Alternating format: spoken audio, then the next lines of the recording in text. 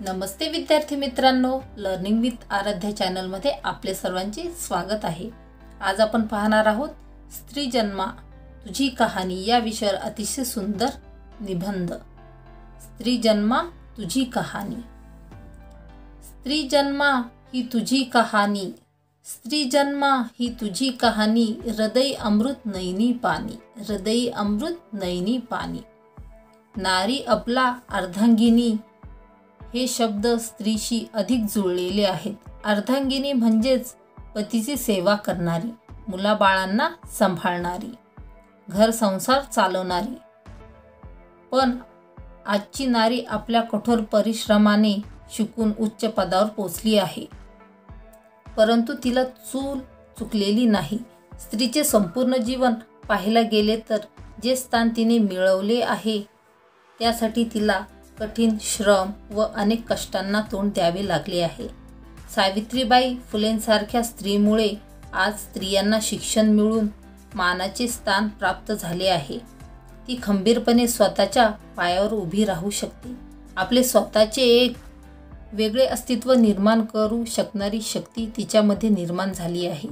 स्त्रीचा भूतकाळ पाहिला तर स्त्रियांना अनेक यातना सोसाव्या लागल्या होत आहेत। समाजातील लोक ज्या प्रकारे तिला वागणूक देत होते ते दृश्य डोळ्यासमोर ठेवले तर अजूनही असे वाटते की त्या काळी मुलगी म्हणून जन्माला येणे म्हणजे तिचे दुर्भाग्य होते। स्त्री जन्म घेतला म्हणून समाजातील सारी बंधने जन्मापासूनच तिला स्वीकारावी लागत। या बाबतीत पुरुषांना मात्र पूर्ण स्वातंत्र्य होते। मुलगी थोडी वयात आल्यावर पुरुषांसमोर उभे राहायचे नाही, बाहेरच सोडा, परंतु घरात वावरताना देखील डोक्यावर पदर घेऊन वावरावे लागत असे। लग्न म्हणजे काय हे माहीत नसताना सुद्धा केवळ वयाच्या 6व्या-7व्या वर्षी आई वडिलांचे कर्तव्य म्हणून मुलीचे लग्न करून द्यायचे। नंतर काही वर्षांनी मातृत्व स्वीकारून घर संसार मुलांना सांभाळून घरी राहायची। तिने फक्त मूल, संसार आणि नवरा यांच्यासाठी जगायचे, हेच तिचे जीवन होते। या व्यतिरिक्त तिचे स्वतःचे असे वेगळे स्थान नव्हते। दुसऱ्यांसाठी दिवस रात्र राबायचे आणि एक दिवस त्यातच झिजून जायचे। तिच्या जीवनाला जगण्याला कोणतीच सीमा, कोणतीच मर्यादा नसते।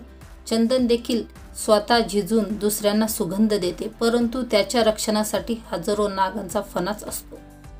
आज परिस्थिती थोडी बदललेली असली तरी सुद्धा समाजात स्त्रीचे एकटे राहणे धोक्याचे बनले आहे। आई वडील नसल्यामुळे पोरकी बनलेली मुलगी किंवा पतीचे निधन झाल्यामुळे विधवा बनलेली स्त्री, दोघेही एकाच माळेचे मणी आहेत। दोघांनाही कोणाचा तरी आधार हवा असतो। आधाराशिवाय समाजात वावरणे म्हणजे सिंहापुढे शेळीचे उभे राहणे असते।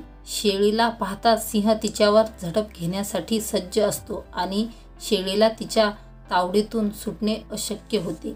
शेळी आणि स्त्री यांच्यात कोणताच फरक नाही। पुरुष कितीही शिक्षित असो, 4 चौघात वावरताना तो उच्च दर्जाचे शब्द वापरेल, परंतु ही स्त्री जेव्हा त्याच्या पुढे जाईल, उच्च पदावर पोचेल, तेव्हा तो तिचा तिरस्कार करू लागतो, त्याचा स्वाभिमान जागा होतो। आज समाजातील परिस्थिती बदललेली आहे, परंतु स्त्री भ्रूण हत्या कमी झालेली नाही। आजही सुशिक्षित लोकांना मुलगी म्हणजे डोक्यावरचे ओझे वाटते। थोडक्यात काय, परिस्थिती तीच आहे, पण काळ बदललेला आहे। म्हणूनच म्हणावेसे वाटते, स्त्री जन्मासमोरची ही समस्यांची कहाणी संपणार तरी कधी आहे, संपणार तरी कधी आहे। धन्यवाद।